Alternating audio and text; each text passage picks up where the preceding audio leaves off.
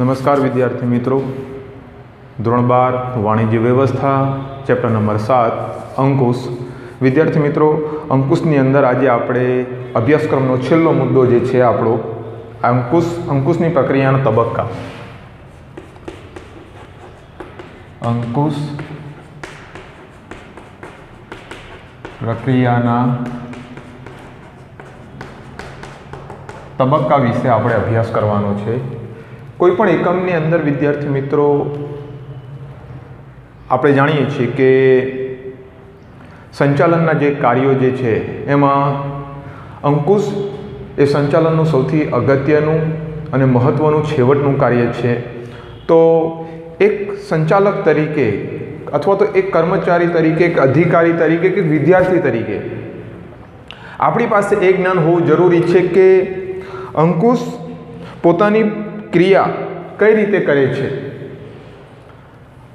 અંકુશ એ જરૂરી બાબત છે, આપણે બધા સમજી ગયા છે. એની લાક્ષણિકતાઓ જોઈ ગયા, એનું મહત્ત્વ જોઈ ગયા, એની મર્યાદાઓ જોઈ ગયા. તો આજે આપણે અભ્યાસ કરવાનો છે અંકુશ પ્રક્રિયાના તબક્કા વિશે. આપણે અભ્યાસ કરવાનો છે કે કયા તબક્કાઓ અનુસાર અંકુશ આગળ વધે છે. યાદ રાખજો વિદ્યાર્થી મિત્રો, પરીક્ષાની અંદર અંકુશના તબક્કા વિશે 3 ગુણની અંદર જો કોઈ પ્રશ્ન પૂછાય તો ત્યારે એક બાબતની કાળજી તમારે એ રાખવાની છે કે તબક્કા હંમેશા ક્રમ અનુસાર લખવાના રહેશે. આપણે એક બાબત સમજી ગયા કે આયોજન અને અંકુશ એકબીજાની વચ્ચે વ્યસ્ત સંબંધ રહેલો છે. બંને એક સિક્કાની 2 બાજુઓ છે.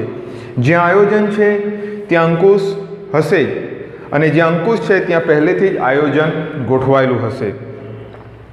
અંકુશ એ સર્વવ્યાપી અને સતત ચાલતી પ્રક્રિયા છે. કોઈ પણ એકમ હોય, ધંધાની શરૂઆતથી લઈ ધંધાના અંત સુધી અંકુશની પ્રક્રિયા સતત ચાલતી જ રહેશે. એટલે અહીં આગળ અંકુશ પ્રક્રિયાના તબક્કા વિશે આપણે જોવાનું છે. દરેક ધંધાકીય એકમની આગવી વિશિષ્ટતા હોય છે. દરેક ધંધાકીય એકમ, એનું સ્વરૂપ, એનું કાર્યક્ષેત્ર જુદું જુદું હોય છે. તેથી અંકુશ રાખવા માટેની પ્રક્રિયા બધા એકમો માટે એક સરખી હોઈ શકે નહીં. એ એકમના સ્વરૂપ, એકમનું ધંધાકીય કાર્યસ્થળ, કાર્યપ્રણાલી, કાર્યશૈલી, રોકાણ, આ બધી બાબતોને ધ્યાનમાં લઈને અંકુશ રાખી શકાતું હોય છે. છતાં અંકુશ રાખવાની પ્રક્રિયામાં કેટલાક તબક્કા સામાન્ય રીતે દરેક ધંધાકીય એકમમાં જોવા મળે છે, જે નીચે મુજબ છે. વિદ્યાર્થી મિત્રો, પેજ નંબર 80 પર રેખાંકિત આકૃતિ દ્વારા આપણને અહીં આગળ કુલ 5 મુદ્દા આપવામાં આવેલા છે. એ અંકુશ પ્રક્રિયાના તબક્કા છે. પહેલું છે ધોરણોની સ્થાપના. પહેલું છે ધોરણોની સ્થાપના. ધોરણોની સ્થાપનાના સંદર્ભમાં વિદ્યાર્થી મિત્રો આ વિધાન એમ કહેવા માંગે છે કે કોઈ પણ ચોક્કસ હેતુને પાર પાડવા માટે જે આયોજન ઘડવામાં આવ્યું છે, તો અંકુશની જવાબદારી બને છે કે તમે પહેલાં લક્ષ્યાંક નક્કી કરો, તમે ધોરણ નક્કી કરો. તો ટૂંકમાં એક માપદંડ નક્કી કરવાનો છે આપણે કે સ્થાપિત ધોરણો સાથે આપણે સરખાવી શકીએ. પાછળથી આપણે શું પ્રાપ્ત કરવા માંગીએ છીએ એ પહેલાંથી નિશ્ચિત હોવું જરૂરી છે. તો જ અંકુશની પ્રક્રિયા વ્યવસ્થિત રીતે ચાલતી રહેશે. એટલે અંકુશ પ્રક્રિયાનો સૌથી અગત્યનો અને મહત્ત્વનો કોઈ જો પ્રથમ મુદ્દો જો હોય તો એ ધોરણોની સ્થાપના છે. પહેલાં તમે માપદંડ નક્કી કરી લો કે મહિનાના અંતે, 6 મહિનાના અંતે, વર્ષના અંતે આપણે શું પ્રાપ્ત કરવા માંગીએ છીએ, અને પછી એ સ્થાપિત ધોરણો સાથે આપણે પ્રાપ્ત કરેલા વાસ્તવિક ધોરણોને સરળતાથી આપણે સરખાવી શકીએ છીએ. જો કોઈ જગ્યાએ વિચલન જોવા મળે તો આપણે એને સરળતાથી દૂર પણ કરી શકીએ છીએ. સુધારાલક્ષી પગલાં પણ લઈ શકીએ છીએ. પરંતુ સુધારાલક્ષી પગલાં લેવા કે વિચલનો શોધવા એ આપણને ક્યારે ખબર પડી શકે? જો આપણે કોઈ ચોક્કસ પેરામીટર નક્કી કરેલું હોય ત્યારે આપણને વિચલનોનો સરળતાથી ખ્યાલ આવી શકે છે. એટલે પહેલો તબક્કો છે ધોરણોની સ્થાપના. અંકુશ પ્રક્રિયાની શરૂઆત ધોરણોની સ્થાપના કરવાથી થાય છે. ધોરણો કે પ્રમાણો એક પ્રકારના માપદંડ છે. પ્રમાણ નક્કી કરવું, લક્ષ્યાંકો છે ટૂંકમાં, જેની સાથે થયેલી કામગીરીને સરખાવીને તેનું મૂલ્યાંકન કરવામાં આવે છે. હવે આપણે જે સ્ટાન્ડર્ડ નક્કી કર્યું છે, જે ધોરણ નક્કી કરેલું છે કે ભાઈ આપણે વર્ષના અંતે માપદંડ નક્કી કરીએ. દાખલા તરીકે વર્ષના અંતે 1 લાખ યુનિટનું ઉત્પાદન થવું જોઈએ. 1 લાખ યુનિટનું ઉત્પાદનના સંદર્ભમાં આપણે એક ટાર્ગેટ બનાવીએ. ઓટોમોબાઈલ ક્ષેત્રે કામ કરતી કંપની, તો દાખલા તરીકે મારુતિ સુઝુકી છે,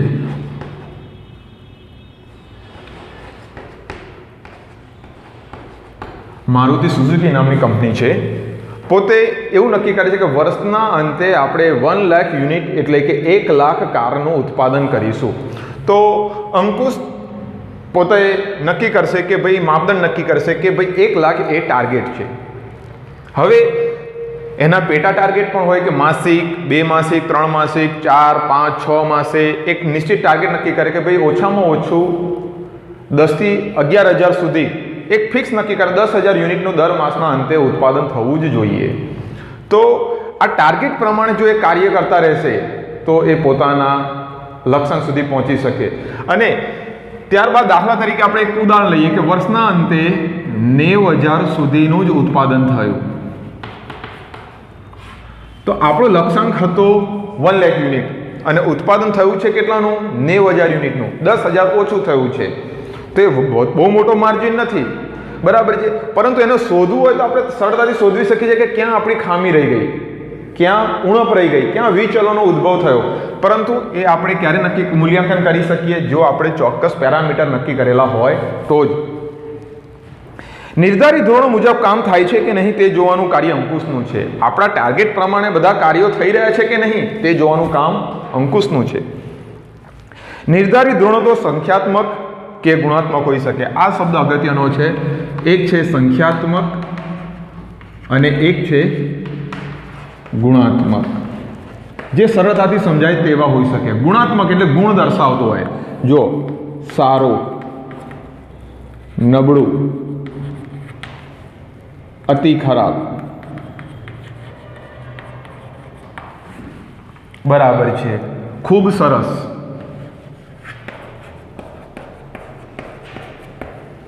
તો આ ગુણ દર્શાવે છે. ખૂબ સરસ, સારું, નબળું, અતિ ખરાબ કે અતિ નબળું એ ગુણ દર્શાવે છે. જ્યારે સંખ્યાત્મક બે રીતે હોય છે. રેન્ક આપી શકાય 1, 2, 3, 4, 5 અથવા તો ટકાવારી 10%, 100%, 90%, 80%, 70%. આવા ગ્રેડ પણ આપી શકીએ છીએ આપણે. A grade, B grade, C grade, D grade, જે સંખ્યાત્મક દર્શાવે છે. ગુણાત્મક, આ સંખ્યાત્મક અને ગુણાત્મક પેરામીટર્સ એક સરળતાથી કર્મચારીઓ સમજી શકે એટલા માટે આપવા જરૂરી છે. નિર્ધારિત ધોરણો સંખ્યાત્મક કે ગુણાત્મક હોઈ શકે. આ ધોરણો જેમને પાર પાડવાના છે તેઓ સમજી શકે તેવા સરળ હોવા જોઈએ.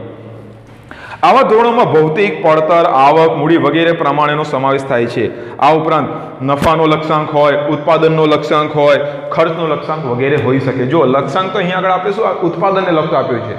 નફાને લગતો લક્ષ્યાંક હોઈ શકે, વેચાણને લગતો લક્ષ્યાંક હોઈ શકે, ઉત્પાદનનો લક્ષ્યાંક હોઈ શકે, ખર્ચનો લક્ષ્યાંક હોઈ શકે, કર્મચારી વ્યવસ્થા, કર્મચારીઓની ભરતી બાબતે પણ લક્ષ્યાંક હોઈ શકે છે. ટૂંકમાં કહેવાનો ભાવાર્થ શું છે? લક્ષ્યાંક એટલે કે ટાર્ગેટ, હેતુ હોવો જરૂરી છે. આવા લક્ષ્યાંકો લાંબા ગાળાના કે ટૂંકા ગાળાના માટે તૈયાર કરવામાં આવે છે. ત્યારબાદ ધોરણોની પસંદગી ઉચ્ચ સપાટીએ સંચાલનની થાય છે. સંચાલનની સપાટીઓનો આપણે અભ્યાસ કરી ચૂક્યા છે કે ઉચ્ચ સપાટી, મધ્ય સપાટી અને નિમ્ન સપાટી. તો ઉચ્ચ સપાટી નીતિ વિષયક નિર્ણયો લેવાતા હોય છે, આપણે અગાઉ અભ્યાસ કરી ચૂક્યા છે. તો ધોરણો પણ ક્યાં નક્કી થતા હોય છે?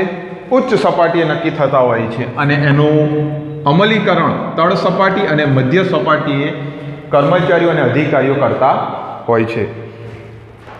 આ લક્ષ્યાંકો કર્મચારીઓને સમજાવવામાં આવે છે. કામદારોના લક્ષ્યાંક પરથી તેમની કામગીરીનું આયોજન મેળવે છે અને આ ધોરણો જાળવવાનો સતત પ્રયત્ન કરે છે. મધ્ય સપાટી અને નિમ્ન સપાટી તરફ ટાર્ગેટ આપવામાં આવે છે, લક્ષ્યાંક આપવામાં આવે છે કે આ પ્રમાણે આ વર્ષ દરમિયાન આપણે કામગીરી કરવાની થાય છે.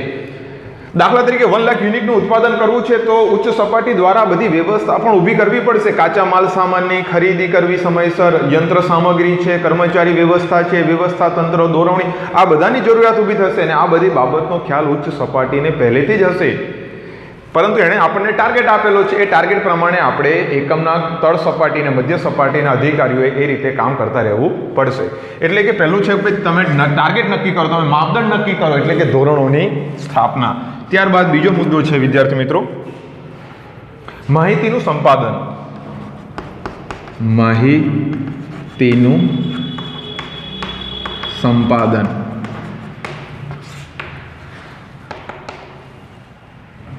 The conversation between difference employ. માહિતીની આપલે ખૂબ જરૂરી છે. આ તબક્કામાં થયેલ કાર્ય અને વાસ્તવિક પરિસ્થિતિ અંગે માહિતીનું સંપાદન કરવામાં આવે છે. એટલે કે થયેલ કામગીરી અને ધોરણો વચ્ચે એક ટ્યુનિંગ જામતું હોય છે. સંપાદન માહિતીનું કરવામાં આવે છે. માહિતી સંપાદન અંગત નિરીક્ષણ, મૌખિક અહેવાલ અને લેખિત અહેવાલ દ્વારા મેળવવામાં આવે છે. એટલે થયેલી કામગીરી ક્યાં મોકલવામાં આવે છે? ઉચ્ચ સપાટી તરફ મોકલવામાં આવે છે. એ મૌખિક કે લેખિત સ્વરૂપે હોઈ શકે. નિમ્ન સપાટીના કર્મચારીઓ મધ્ય સપાટીને મોકલશે, મધ્ય સપાટીના કર્મચારીઓ ઉચ્ચ સપાટીને મોકલશે. એ લેખિત સ્વરૂપે પણ હોઈ શકે અને મૌખિક સ્વરૂપે પણ હોઈ શકે. ઉપરથી નીચે તરફ આપણે અગાઉ જાણી ગયા છે ભાઈ, આદેશો સૂચનો મળતા હોય છે. નીચેથી ઉપર તરફ અહેવાલ સ્વરૂપે માહિતીનું સંપાદન થતું હોય છે. એટલે સ્થાપિત ધોરણો સાથે સરખાવવામાં આવતું હોય છે. ત્યારબાદ છે નંબર 3, કામગીરીનું માપન. કામગીરીનું માપન. જો વિદ્યાર્થી મિત્રો, માહિતી હવે ઉપરથી નીચે તરફ જતી રહી ઉચ્ચ સપાટી તરફ. એટલે ઉચ્ચ સપાટીના નિષ્ણાતોની ટીમ થયેલી કામગીરીનું માપન કરશે. એટલે કે આપણે જે ટાર્ગેટ આપ્યો હતો એ પ્રમાણે બધી કામગીરી થઈ છે કે નહીં, સ્થાપિત ધોરણો સાથે વાસ્તવિક ધોરણોને સરખાવવાના છે. પૂર્વ નિર્ધારિત ધોરણો પ્રમાણે જ કામ થાય છે કે નહીં તે જાણવા માટે થયેલ કાર્યનું માપન જરૂરી છે. આ પ્રકારનું માપન સંખ્યાત્મક કે ગુણાત્મક હોઈ શકે છે. ત્યારબાદ આપણે આગળ જોઈએ. થયેલ કામગીરીનું સ્થાપિત ધોરણો સાથે સરખામણી. થયેલ કામગીરીનું સ્થાપિત ધોરણો સાથે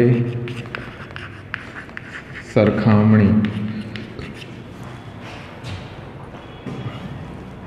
જે કામગીરી થઈ ચૂકી છે એને સ્થાપિત ધોરણો એટલે જે આપણા ટાર્ગેટ હતા, જે પેરામીટર્સ નક્કી કરેલા હતા એની સાથે હવે આપણે સરખાવવાનું છે કે શું આપણે નિર્ધારિત જે આપણો ધ્યેય હતો એને આપણે પ્રાપ્ત કરી શક્યા કે નહીં.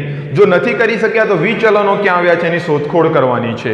તો થયેલી કામગીરીનું સ્થાપિત ધોરણો સાથે સરખાવવામાં આવે છે ઉચ્ચ સપાટીએ. જે બીજો મુદ્દો આપણે કહ્યું માહિતીનું સંપાદન, ઉપર નીચેથી ઉપર તરફ જે માહિતી આપણે મોકલી થયેલી કામગીરીને, હવે એનું મૂલ્યાંકન કરવાનું છે સ્થાપિત ધોરણો સાથે કે આપણે જે ધોરણોની સ્થાપના કરી હતી, જે લક્ષ્યાંકો નક્કી કર્યા હતા એ શું આપણે પ્રાપ્ત કરી શક્યા કે નહીં. અંકુશના આ તબક્કામાં ખરેખર થયેલી કામગીરી કે કાર્યોની માહિતી એકત્ર કર્યા પછી તે સ્થાપિત ધોરણો સાથે સરખાવવામાં આવે છે. આ સરખામણી કરવાથી કેટલા પ્રમાણમાં સિદ્ધ થયા છે અને કેટલા પ્રમાણો સિદ્ધ થયા નથી તે સરળતાથી જાણી શકાય છે. અને નંબર 5 છેલ્લો મુદ્દો છે સુધારાલક્ષી પગલાં લેવા. સુધારાલક્ષી પગલાં લેવા. આ મુદ્દો પણ ખૂબ જ અગત્યનો છે. અંકુશનું મુખ્ય કામ જ આ છે. માત્ર ધોરણોની સ્થાપના કરવી એવું જ નથી, નિરીક્ષણ જ કરતા રહેવું, ક્યાં ભૂલ થાય છે ક્યાં ભૂલ થાય છે બસ એ જ જોતા રહેવું, એવું કામ અંકુશનું નથી. અંકુશનું કાર્ય તો વિધેયાત્મક છે, સુધારાલક્ષી પગલાં લેવાનું છે. વિચલનની શોધખોળ કરવી, ભૂલો ગોતતા રહેવું, ખામીઓ શોધવી એ અંકુશનું કામ નથી. અંકુશનું કામ તો છે વિચલનોની શોધખોળ કરવી અને વિચલનો ઊભા થયા પાછળના કારણો શોધવા અને એ ભૂલનું પુનરાવર્તન ન થાય એ બાબત અગત્યની છે. અને અંકુશનું મુખ્ય કામ જ એ છે કે ભૂલોનું પુનરાવર્તન ન થાય, વિચલનોનું પુનરાવર્તન ન થાય, એ અંકુશનું અગત્યનું કાર્ય છે. એટલે છેલ્લો મુદ્દો છે સુધારાલક્ષી પગલાં લેવા. સુધારાલક્ષી પગલાં એ અંકુશ પ્રક્રિયાનો છેલ્લો તબક્કો છે. કાર્યનું મૂલ્યાંકન કરી સ્થાપિત ધોરણો સાથે સરખામણી કરવામાં આવે છે અને વિચલનો જણાય તો દૂર કરવા સુધારાલક્ષી પગલાં લેવાય છે.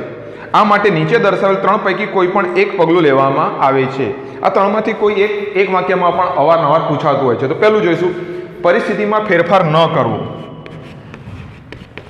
પરિસ્થિતિમાં ફેરફાર ન કરવો.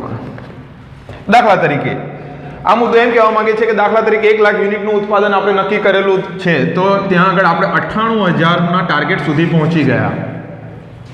આપણે અહેવાલ મોકલી દીધો નિમ્ન સપાટીથી ઉચ્ચ સપાટી તરફ. હવે ઉચ્ચ સપાટીના અધિકારીઓ બેસશે અને આપણા સ્થાપિત ધોરણો સાથે આપણા માપદંડને સરખાવશે, કામગીરીનું મૂલ્યાંકન કરશે. તો 98,000 આપણો ટાર્ગેટ હતો વર્ષના અંતે 1 લાખ યુનિટ ઉત્પાદનનો, થયું છે 98,000. તો વિદ્યાર્થી મિત્રો અહીંયા આગળ જોવા જઈએ તો 2,000 તફાવત છે એ સામાન્ય કહેવાય. કેવો તફાવત કહેવાય? સામાન્ય કહેવાય.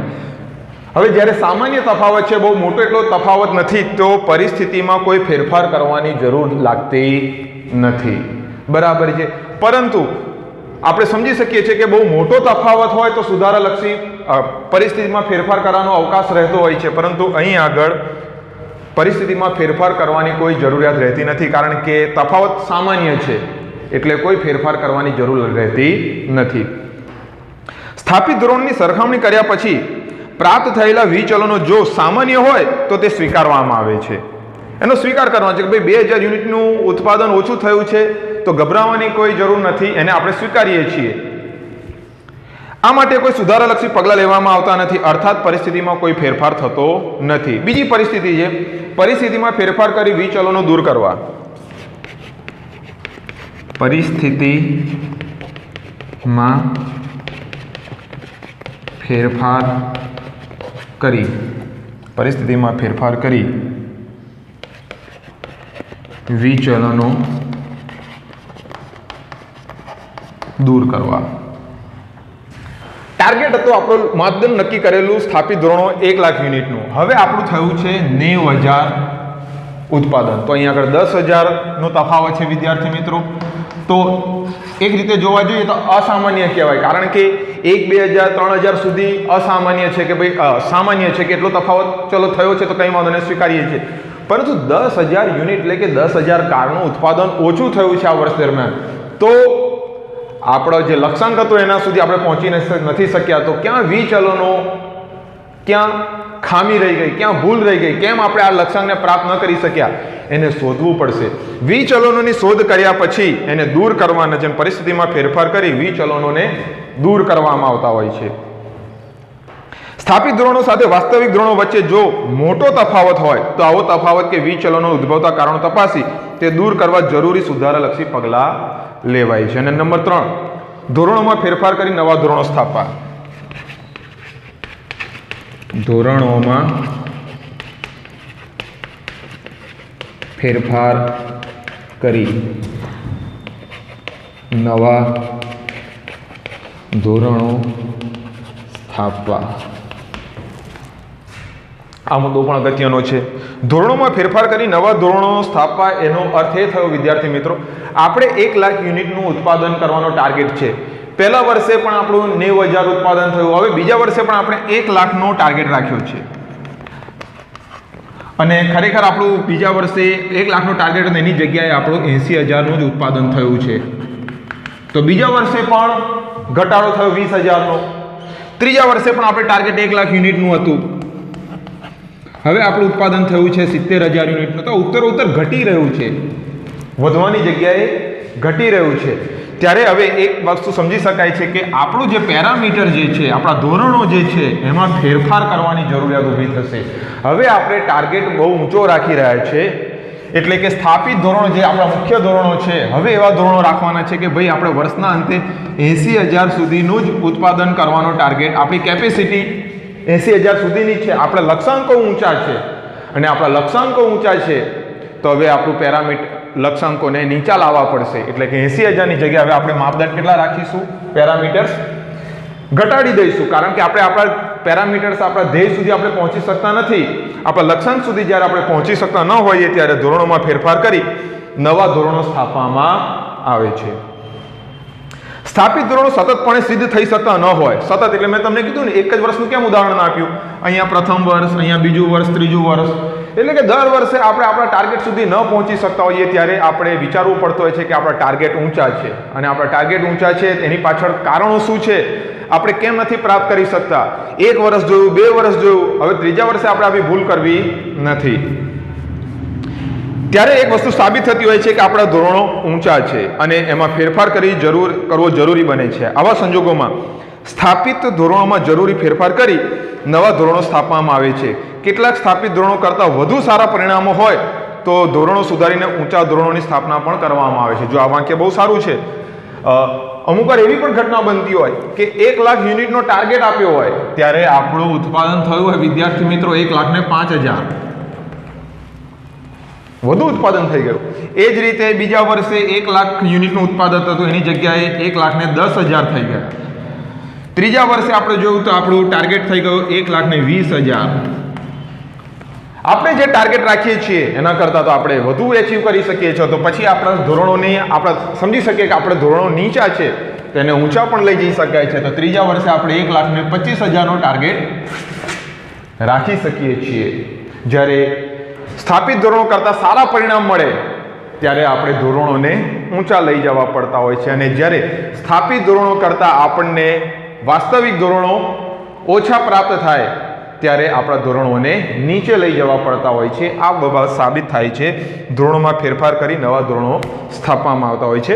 બોર્ડની પરીક્ષામાં અગાઉ પણ આ મુદ્દો પૂછાઈ ચૂક્યો છે વિદ્યાર્થી મિત્રો. તો સરસ મજાનું વિધાન છે. મારો વિડીયો વારંવાર તમે જોતા રહેશો તો દરેક બાબત તમને વ્યવસ્થિત રીતે સમજાઈ જશે, જેથી કરીને પરીક્ષામાં તમે સારી રીતે લખી અને એને ન્યાય આપી શકશો. આમ અંકુશનું કાર્ય એ માત્ર વિચલોને શોધવાનું નથી, પરંતુ એકમના કાર્યોને ધ્યેય સિદ્ધિ કરી દોરવાનું છે. આથી અંકુશ એ વિધાયક પ્રક્રિયા છે, જે આપણે શરૂઆતમાં ચર્ચા કરી.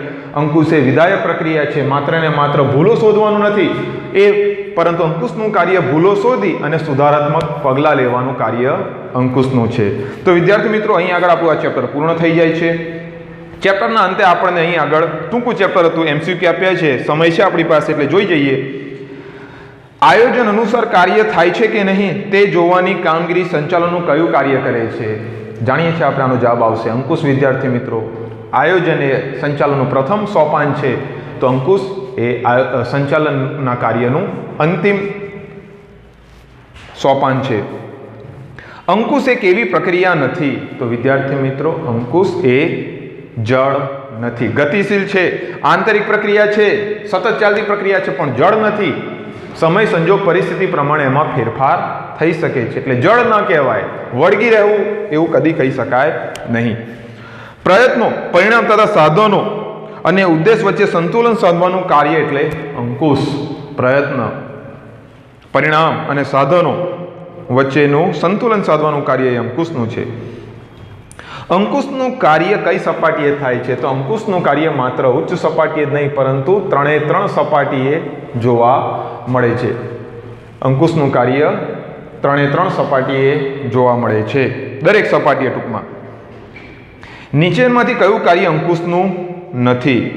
તો અંકુશનું નથી કાર્યોની પ્રગતિ, ધોરણો સાથેની સરખામણી, વિચલનોની જાણકારી, ઉદ્દેશ નક્કી કરવા. તો જવાબ આવશે સી. અહીં આગળ ઉદ્દેશો નક્કી કરવા. નીચેમાંથી કયું કાર્ય અંકુશનું નથી? અંકુશ એ કદી ઉદ્દેશ નક્કી ન કરી શકે, ધોરણો સાથેની સરખામણી કરી શકે છે, કાર્યોની પ્રગતિ હોઈ શકે, વિચલનોની જાણકારી. સંચાલનનું કયું કાર્ય અંકુશના જન્મદાતા તરીકે ઓળખાય છે? તો અંકુશનો જન્મદાતા છે ભાઈ આયોજન. સંચાલનનું અંતિમ કાર્ય કયું છે? તો આપણે હમણાં જ વાત કરી અંકુશ. અંકુશ પ્રક્રિયાનો પ્રથમ તબક્કો કયો છે? હમણાં જ આપણે જોઈ ગયા, ધોરણોની સ્થાપના. ત્યારબાદ છે વિચલનોની જાણકારી મેળવ્યા પછી સંચાલકને તેને દૂર કરવા કેવો ઉપાય હાથ ધરે છે? તો આપણે જાણે વિચલનોની જાણકારી મળી જાય ત્યારે સુધારાલક્ષી પગલાં લેવા પડતા હોય છે. અને છેલ્લે છે એકમમાં સ્થાપિત ધોરણો કરતાં વધુ સારા પરિણામ મળે ત્યારે શું કરવામાં આવે છે? જો આ રીતે પ્રશ્ન તમને પૂછવામાં આવશે ત્યારે ધોરણો સુધારીને એને પેરામીટર્સને ઊંચા લઈ જવામાં આવતા હોય છે. એટલે જવાબ આવશે બી, ધોરણો સુધારીને ઊંચા કરવા. તો વિદ્યાર્થી મિત્રો, અહીં આગળ આપણે ચેપ્ટર પૂર્ણ કરીએ છીએ. હવે પછી જ્યારે આપણે નેક્સ્ટ ટાઈમ ભેગા થઈશું ત્યારે હવે પછીના ચેપ્ટરની ચર્ચા કરીશું. પરંતુ વાણિજ્ય વ્યવસ્થાના અભ્યાસક્રમની જો વાત કરીએ તો સરકાર શિક્ષણ વિભાગે આ વર્ષે આપણો અભ્યાસક્રમ ઘટાડ્યો છે. તો હવે પછી આપણે જ્યારે નેક્સ્ટ ટાઈમ ભેગા થઈશું ત્યારે નામાના મૂળ તત્વો વિષયની અંદર આપણે આગળ જોઈશું. Have a nice day.